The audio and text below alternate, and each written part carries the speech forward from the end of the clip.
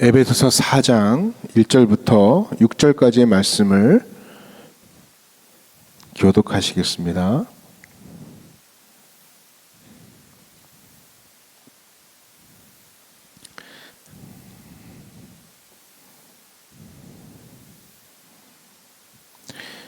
다 자신을 믿고 교독합니다. 그러므로 주 안에서 갇힌 내가 너희를 권하노니 너희가 부르심을 받은 일에 합당하게 행하여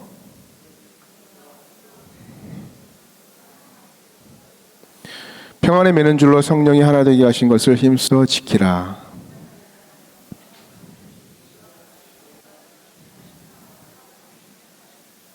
주도 한 분이시요 믿음도 하나요 세례도 하나요.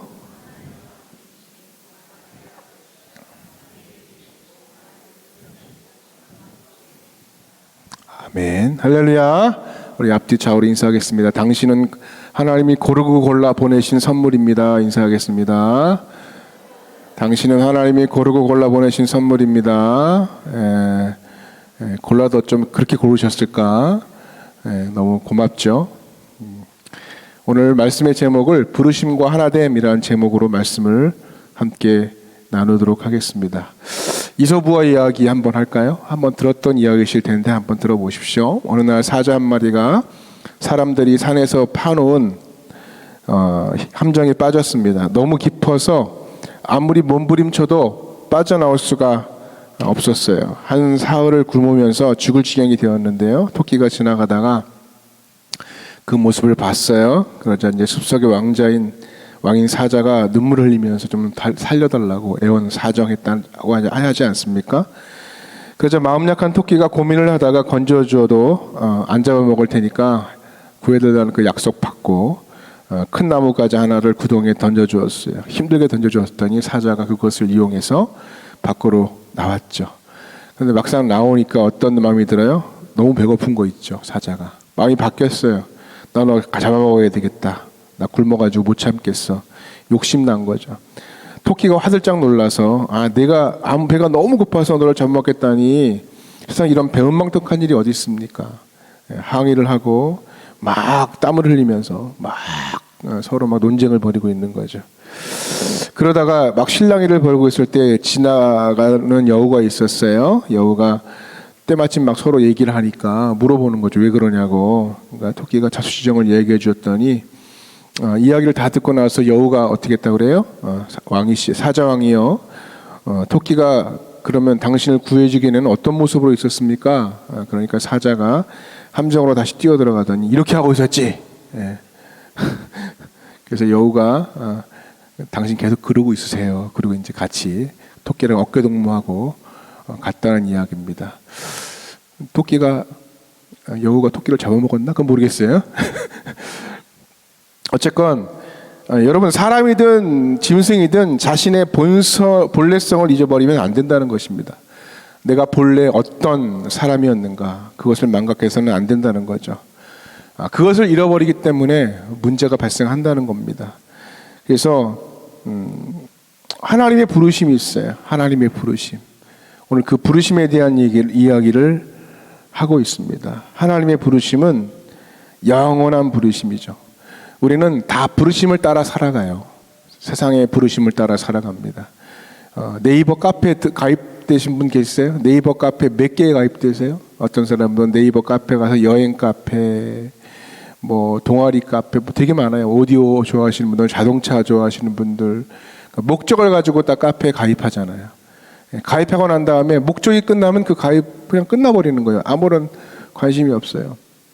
주식 좋아하시는 분들은 그 주식 때문에 모여가지고 막 소수들 받으려고 그러고 어디에 투자하면 좋냐 그러고 코인 좋아하는 사람들은 또 코인 그 카페방 만들어가지고 막 하다가 여기 좋다고 그러냐고 거기 몰빵했다가 사기 맞고 망하고 그러니까 어떤 자기의 이익과 자기 어떤 것을 쫓아서 또 아무르고 생각하시는 분들은 또 그 동아리가 있어요. 카페가 있어요. 그래서 거기 도움을 받고 근데 여러분 영원하지가 않아요. 왜냐하면 그렇게 병 걸리셨던 분들이 또 세상을 떠나거나 어려움이 해결이 되면 찾지 않는 거잖아요.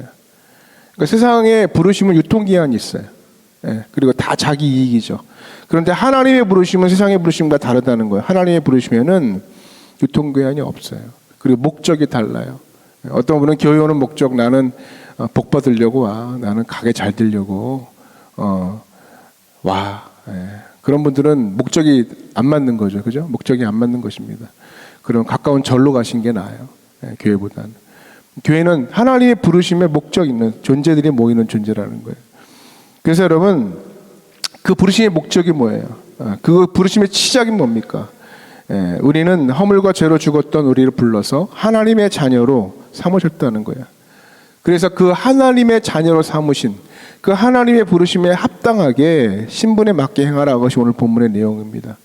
그래서 그 하나님의 부르심에는 의미가 있고 사명이 있고 미래에 대한 약속이 있다는 것입니다. 한번 생각해 볼까요? 모세를 통해 하나님이 애굽에서 이스라엘 백성을 출애굽시키셨어요. 430년을 기다렸어요. 다시 말해서 그들은 노예 생활을 430년을 대대로 한 거예요. 그러면 최근에 태어난 친구들은 어떻게 생각했을까요? 난 노예구나. 그냥 시작부터 노예인 거예요. 태어날 때부터 노예인 거예요. 그러니까 노예로 살다가 노예로 죽는 인생이야. 이게 운명인 거죠. 운명. 근데 그런 노예로 살다 노예로 죽을 수밖에 없는 영혼을 하나님께서 모세를 통해 불러내셨다는 거예요. 부르신 거죠. 광야를 불러내셔서 살게 하신 거죠. 살게 하신 거. 그런데 여러분, 그랬으면 감사해야죠. 와, 진짜 우리가 자유인이 되었구나. 그런데 광야를 걷는 동안에 계속 불평하잖아요. 우리 노예 시절 그립다, 배고프다, 그때 먹었던 음식이 너무 그립고 너무 힘들다, 괜히 나왔다, 막 그런 얘기를 계속 쏟아내는 거예요. 그죠? 그러니까 하나님께서 그것을 두고 보실 수가 없는 거죠. 오히려 감사해도 모자른 판에. 그러다 보니까 결국 어떻게 됩니까? 광야로 그렇게 나왔던 1세대들, 여호수아와 갈렙을 빼고 나머지 1세대들은 다 가나안 땅, 하나님 부르심의 목적, 그 가나안 땅에 들어가지 못하고 다 죽어버리고 말죠. 그러니까 결국은 뭡니까? 그들의 삶의 부르심의 목적을 잃어버린 거죠. 다시 말해서 그들의 부르심의 목적은 자기의 욕망이에요. 자기를 위한 것이었어요. 자기 욕심이 채워지는 것이었어요. 그러나 하나님은 그것을 위해서 그들을 부르지 않았다는 것입니다. 그래서 결국에는 부르심의 그 목적, 그 부르심의 이유, 그 부르심의 은혜를 잃어버리면 안 된다는 거예요. 그 은혜를 망각하는 순간 망한다는 거예요. 마찬가지로 우리가 예수를 말미암아 허물과 죄로 죽은 상태에서 하나님의 은혜로 구원받은 것 아니겠습니까? 하나님의 은혜가 아니었으면, 하나님의 부르심이 아니었으면 영원히 죽었을 존재임을 잊지 말라는 거예요. 때로는 우리의 삶이 힘들어요. 광야와 같이 힘들어요. 그러나 그 현실 속에서도 부르심이 있다는 거예요. 약속이 있다는 거예요. 나에게 주어진 현실이 있어요. 내게 맞닥뜨리고 살아가는 현실이라는 그 형편이 때로는 내 마음에 들 때가 있고 들든지 안 들든지 하나님께서 그 현실 속으로 나를 부르셨다는 거예요. 그러면 그 현실에 내가 필요하기 때문에 부르셨다는 거예요. 약속된 미래를 향해 나아가는데 현실이라고 하는 이 과정이 필요하기 때문에 부르셨다는 거예요. 기억하십시오. 하나님은 우리에게 꼭 필요한 과정만 허락하신다는 거예요. 그래서 그 과정을 꼭 거쳐야 약속된 미래, 부르심의 자리, 영광스럽고 복된 결과를 이룰 수 있다는 것입니다. 그래서 명심하십시오. 하나님의 약속에는 어그러짐이 없다는 것입니다. 하나님의 부르심에는 헛된 것이 없다는 것입니다. 하나님의 약속을 믿고 부르심에 합당하게 살면서 끝까지 가보면 반드시 우리는 아름다운 결과를 맞닥뜨리게 될 것입니다. 여러분, 은혜로 산다는 것이 뭐예요? 말로만 은혜로 산다는 것이 은혜로 산다는 것이 아니라, 은혜로 산다는 것은 현재를 살아가는 하나님의 도우심도 중요해요. 그것도 은혜죠. 그러나 과거에 주셨던 십자가의 은혜를 망각하지 않는 것입니다. 그러면 우리의 삶의 원망과 불평이 설 자리를 잃어버리는 거예요. 어려운 현실을 바라보고 원망하면 우리의 본래 상태도, 우리의 약속도, 우리의 사명도, 우리의 부르심의 의미도 다 잊어버린다는 것입니다. 그럼 망하는 거죠. 그렇기 때문에 때로는 여러분 흔들립니다. 때로는 실패합니다. 넘어집니다. 그러나 다시 일어나서 끝까지 하나님의 약속, 그 부르심을 붙들고 믿음으로 나가는 여러분 되시길 바랍니다. 그래서 부르심에 합당한 삶, 하나님이 부르신 목적을 이루는 삶을 사셨으면 좋겠습니다. 자, 그렇다면 오늘 이제 이어서 하나님께서 부르심에 합당하게 사는 구체적인 길이 뭘까? 몇 가지를 우리가 2절에서 3절 말씀을 통해 보게 됩니다. 우리 2절 말씀, 3절 말씀 같이 한번 읽어볼까요? 시작. 모든 겸손과 온유로 하고 사랑 가운데서 서로 용납하고 평안에 매는 줄로 성령이 하나 되게 하신 것을 힘써 지키라. 자, 부르심에 합당하게 사는 구체적인 길이 뭐냐? 좀 약간 실천적인 삶으로 인도하는 거죠. 그러니까 에베소서의 구절을 잘 보셔야 돼요. 에베소서의 구절을 보면 3장까지는 교리적인 부분이에요. 교리적인 복음에 대한 설명입니다. 너희가 어떤 존재였고 어떤 모습에 있었고 어떻게 구원받았는지에 대한 이야기예요. 4장부터는 뭐에 대한 이야기일까요? 실천적인 이야기죠. 그 첫 번째가 구체적인 이 내용에 대한 이야기예요. 저는 이거에서 겸손하라, 그렇죠? 온유하라 이런 얘기들이잖아요. 이걸 제가 통칭하면 어떻게 할 수 있냐면 공간이 있는 인생을 살라는 거예요. 공간이 있는 인생. 그러니까 인생이라는 게 사람이요 공간이 없는 사람들이 많아요. 들어갈 자리가 없어요. 사람이 들어갈 자리가 없고 하나님이 들어갈 자리가 없고 담으려고 하잖아요. 왜요? 자기 자신으로 꽉 차 있기 때문에, 자기 욕심으로 꽉 차 있기 때문에, 자기의 정답과 자기의 기준으로 꽉 차 있기 때문에 들어갈 공간이 없어요. 그러니까 하나 된다는 건 뭐야? 부르심에 응답해서 하나 된다는 것은 공간이 있는 인생이에요. 그래서 첫 번째가 겸손 아닙니까? 겸손. 부름에 합당하게 행하여 모든 겸손과 이렇게 말씀하세요. 그러니까 여러분 한번 생각해 보셔야 돼요. 당시의 사고방식에서는요, 겸손 그러면 누가 가져야 되느냐? 종이나 노예가 갖는 덕목이 겸손이었어요. 그러니까 그 당시의 자유인들은요, 그것을 악덕이라고 생각했어요. 겸손은요, 종이나 노예들이 가지고 있는 거지 주인이나 지배자들이 겸손할 필요는 없다고 생각했어요. 그래서 종을 부려야 하는데 이게 주인이 겸손해 버리면 큰일 나는 거예요. 그죠? 그러니까 이것이 그 당시 사람들의 사고 방식이었으니까. 그런데 여기서 겸손을 얘기하는 거예요. 겸손. 왜요? 그리스도인들에게서 가장 크고 중요한 덕이 겸손이에요. 겸손해야 삽니다. 그래서 예수님도 뭐라고 하셨어요? 나는 마음이 온유하고 겸손하니 내 멍에를 메고 나에게 와서 배우라. 여러분 겸손이 뭘까요, 여러분? 겸손이 뭐예요? 자기를 비우는 거 아니겠어요? 자기를 비우는 거. 자기의 공간을 만드는 거예요. 자신이 죄인이고 아무것도 아니라는 사실을 깨닫는 거예요. 여러분 지옥을 누가 가요? 천국은 누가 갑니까? 지옥은 공간이 없는 사람이 지옥에 가요.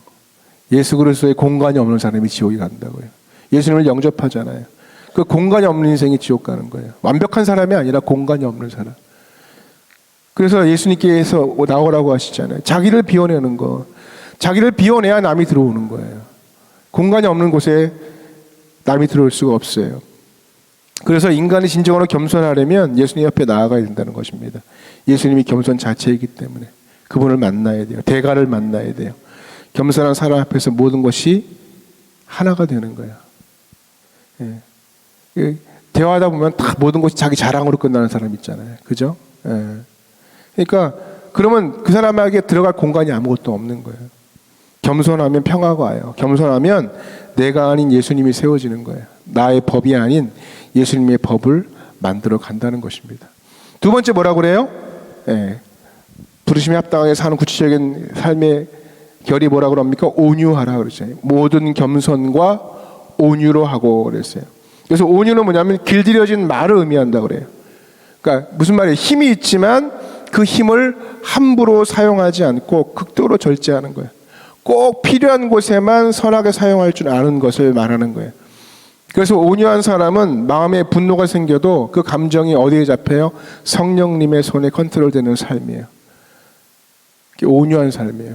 그러니까 우리는 보통 남을 컨트롤하려고 그러잖아요. 내 말로. 우리 남편이 이렇게 컨트롤하려고 그러잖아요. 내 말로. 그죠? 서로 컨트롤하다가 난리 나잖아요. 그러니까 온유는 하나님의 손에, 성령의 손에 내가 컨트롤되는 삶이에요.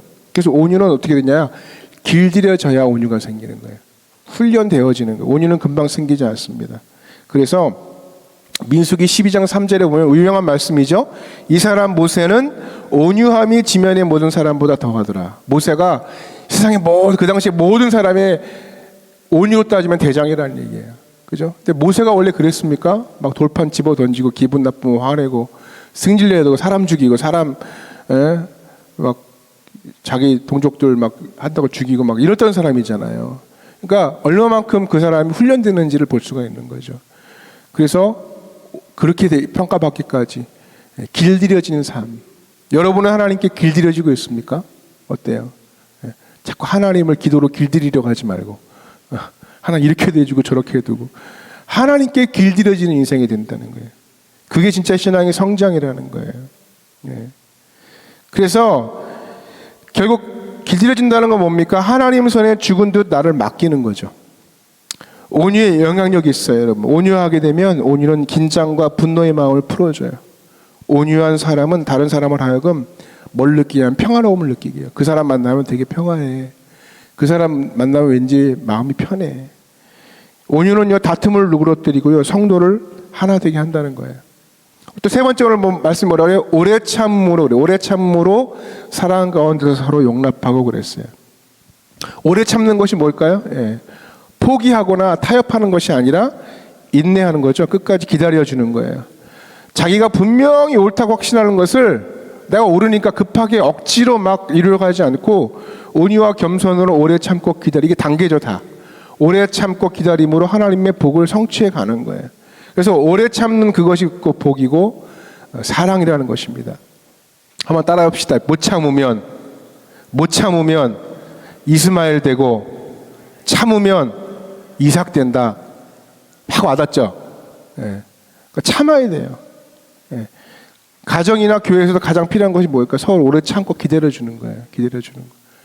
예. 공사 중, 막 저 사람 좀 이상하게 굴면은, 공사 중. 그죠? 그 공사 중 피해 가잖아요. 그 간판 걷어 찹니까? 길 왜 막고 있냐고? 피해 가면 돼요. 공사 중. 예.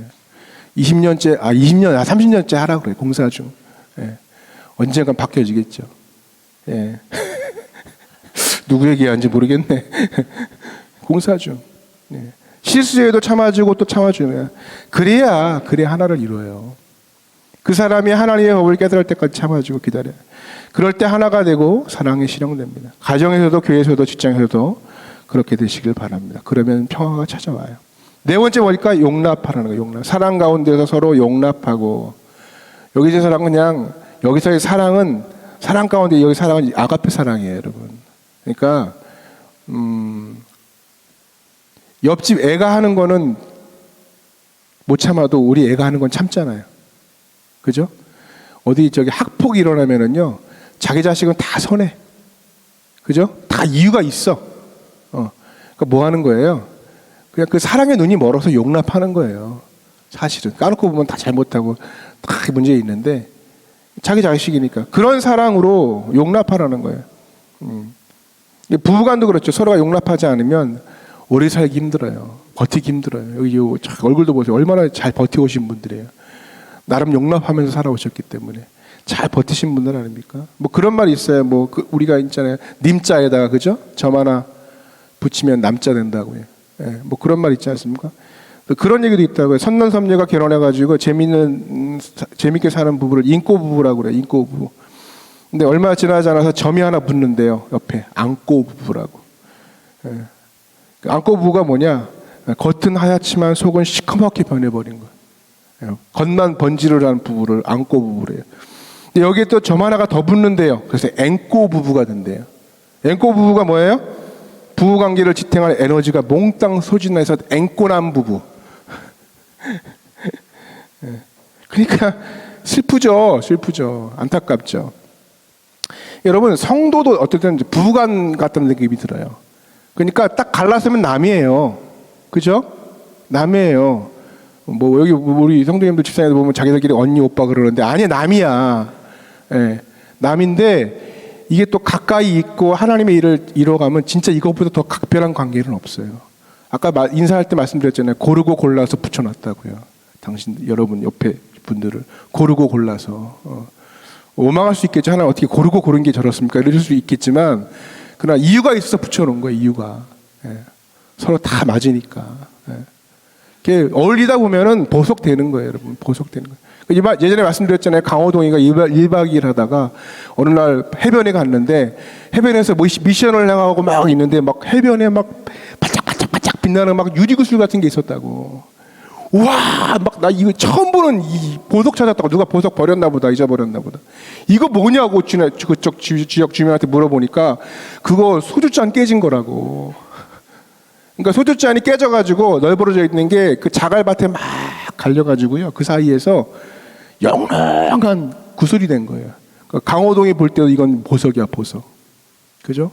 그러니까 우리의 인생이 소주잔 같은 인생이지만 다 붙여놓고 엉기면서 거기서 구슬대고 보석되는 거죠. 그러니까 서로가 서로에게 엉기면서 용납하는 거예요.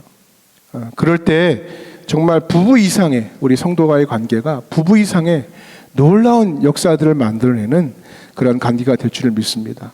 용납 없이는 될 수 없어요. 교회가요 서로 다른 존재들의 모임입니다. 전혀 다른 존재들의 모임입니다. 이 다양성 장점도 될 수 있고 단점도 될 수 있지만 서로의 다름을 인정해야 돼요. 그래야 놀라운 하나님의 역사를 맞춰갈 수 있다는 것입니다. 다섯 번째 뭐라고 그래요? 평안의 매논줄이래요. 그래서 결국 어디까지 가요? 평안의 매논줄. 하나로 딱 묶여주는 거예요. 평안의 매논줄로 가라. 여러분 지금 이스라엘하고 하마스하고 싸우잖아요. 보기 좋습니까? 막 그냥 일방적으로 힘으로 막 싸워서 이겼어. 이스라엘이 막 퍼부었어. 다 그냥 뭐 건물도 부술 게 더 이상 없어. 보기가 좋아요. 하마스 막 인질 삼아가지고 막 그게 보기가 좋습니까? 그러니까 그런 말 있잖아요. 전쟁은 승리자가 없다고요. 전쟁은 그죠? 싸워서 승리자가 없는 거예요. 아름답지가 않아요. 그래서 뭐예요? 싸우지 않는 것이 승리인 거예요. 싸우지 않고 평화를 만들어내는 게 진짜 실력이고요. 진짜 지도자인 거예요. 남 욕하고 위협하고 이게 지도자는 아니에요. 싸움이 없어야 돼요. 잘 화합할 수 있게끔 해주는 거. 이게 뭐냐면 화평이죠. 그래서 우리는 서로 화평해야 된다는 것입니다. 예수님 이 땅에 오신 목적이 우리에게 하나님과 화평하고 사람들과의 관계를 화평케 하기 위함이기 때문에 그래요. 그래서 우리가 아까 말씀드렸던 겸손, 온유, 오래 참음, 또 사랑 이런 걸 용납하면 성도 간에 뭐가 나와요? 화평으로 하나 되는 그러한 하나됨이 이룰 수 있다는 거예요. 그래서 그 화평을 이루는 그것이 바로 성령께서 우리를 주 안에서 하나 되게 하신 것을 힘써 지키는 길이다. 이것이 오늘 말씀입니다. 왜요? 우리가 하나됨을 왜 힘써 지켜야 됩니까? 성령이 하나이기 때문에, 소망이 하나이기 때문에, 우리가 믿는 주님이 한 분이기 때문에, 믿음이 하나이기 때문에, 또 같은 한 사례를 받았기 때문에, 한 하나님을 섬기기 때문에. 그래서 어찌 보면 우리는 하나 되기 위해 노력하는 것이 아니라 성령께서 이미 우리를 그리스도 안에서 하나 되게 하셨기 때문에 그것을 지키는 자로 있다는 거예요. 지키는 자로. 말씀을 정리하면서 여러분 하나됨은 능력이 돼요. 하나됨은요 감동이 됩니다. 구약의 이스라엘이 가장 강할 때가 언제였냐면 하나 될 때였습니다. 여러분 혼자 홍해를 건너는 것이 아니었잖아요. 장정만 60만 200만 명이 가까운 인원이 홍해를 건너요. 한 개인의 탁월함으로 거기를 건너는 것이 아니라 가능한 일이 아니에요. 이스라엘은 딱 정중앙에 언약궤를 딱 놓고 어떻게 해요? 언약궤를 중심으로 항상 움직이고 예배했던 공동체 아닙니까? 누가 기준이에요? 하나님이 기준이에요. 그런 말 있지 않습니까? 피아노 100대를 조율하는 방법이 뭐냐? 옆에 있는 피아노 이게 아니라는 거예요. 오직 한 대의 피아노를 중심으로 99대의 음을 맞추는 거예요. 그러니까 이스라엘은요 예배 중심, 하나님 중심을 통해서 한 분 하나님에게만 음을 맞추는 거예요. 그래서 아무리 많은 수가 있다 할지라도 한 가지 음을 낼 수가 있습니다. 그러니까 여러분 우리는 어떤 존재예요? 같이 예배하는 존재예요. 그죠? 같이 예배하는 공동체고 같이 전도합니다. 예배를 통해서 하나됨을 누리는 거예요. 기도를 통해서 하나됨을 누리는 거예요. 하나 되면 되게 가벼워져요. 되게 가벼워져요. 60만 명이라도 가벼워요. 하나 되면 가벼워요. 200만도 하나 되면 가벼운 거예요. 그래서 하나님 역사를 이뤄내는 거예요. 근데 반대로 2명만 싸워도요. 2명만 다퉈도 어떻게 돼요? 그 단체는 무거워져요. 움직이지를 못해요. 간단한 문제 하나 해결할 수가 없어요. 왜요? 하나됨이 없으니까 굉장히 무거워진 거예요. 그래서 가볍게 일하는 방법은 간단해요. 우리가 하나 되는 거예요. 예배를 통해서 하나됨을 체험하는 거예요. 이스라엘 백성에게 아말렉이라는 큰 문제가 막 직면했어요. 어떻게 돼요? 결집하잖아요. 결집하고 기도할 사람 올라와서 기도하고 싸울 사람은 싸워서 역할 분담해서 하나 돼요. 그리고 여리고 앞에 섰습니다. 여리고 성을 막 돌아요. 침묵하래요. 침묵하면서 막 돌아요. 하나가 돼서 침묵해요. 그때 강력해요. 힘도 안 썼는데 강력해요. 하나님이 그 하나됨의 감동을 이스라엘 백성에게 주시기 원했다고 저는 생각을 해요. 너희들 총 한 발 안 쐈지, 활 한 발 안 쐈지, 창 한 발 안 쐈지. 그러나 그 침묵의 하나됨이 나의 기적을 만들 것이다. 저는 그것이 기도라고 생각해요. 그들이 모여서 기도하고 기도하면 뭐가 생겨요? 우리 안에 믿음이 막 들어오는 거예요. 우리 안에 하나님 깊은 기도 속에서 어느 순간 막 믿음이 성장해요. 하나님의 부르심의 목적, 하나님의 인도하심을 따라서 붙들고 함께 기도하면 믿음이 강화돼요. 그것이 바로 하나됨이라는 거예요. 우리가 여러분 이제 하나 될 때가 된 것 같아요. 기도도 하나로 모여서 하고, 예배도 이제 하나가 되어서 하고, 또 이제 앞으로 있을 전도 행사도 VIP도 행사도 하나로 되어서 그 목적을, 부르심의 목적을 이루어갈 수 있는 그런 저의 삶이 되었으면 좋겠습니다. 교회란 오케스트라 같다 그래요. 오케스트라가 뭐예요? 관악도 있고 현악도 있고 타악도 있고 저마다 다른 소리 내는 거 아닙니까? 그러나 한 가지 분명해요. 다 같이 악보에 충실해야 돼요. 정확한 소리 내야 돼요. 다 같이 지휘자를 바라봐야 돼요. 여러 가지 소리를 냅니다. 그러나 자기 소리를 적절하게 절제하면서, 그죠? 조화를 이루고 오로지 지휘자를 따라야 돼요. 그래야 이 소리들이 완벽한 조화를 만들어고 아름다운 작품이 돼요. 교회가 마찬가지죠. 성도들이 보는 악보가 뭐예요? 하나님의 말씀, 그죠? 성경, 그리스도의 복음, 부르심의 목적, 그리고 그 악보에 음표를 붙여요. 겸손이라는 음표를 붙이고, 온유, 오래 참음, 사랑, 용납 이라는 음표를 막 붙여요. 그리고 그 음을 어떻게 해요? 정확하게 연주하는 거예요. 그러면 하나님께서 작곡하신 노래가 있어요. 화평으로 하나 되었다. 그 작곡된 노래가 완벽하게 연주될 수 있을 때 영원한 엄청난 오케스트라의 음악 작품이 나올 줄 믿습니다. 오늘도 그런 아름다운 작품을 만들어내는 저와 여러분의 삶이 되기를 축복합니다. 현실적으로 들어가셔야 돼요. 겸손하고 온유하고 부르심의 그 목적을 잃지 않는 그런 여러분들 되셨으면 좋겠습니다. 우리 말씀 기억하고 함께 찬양하며 나아가겠습니다.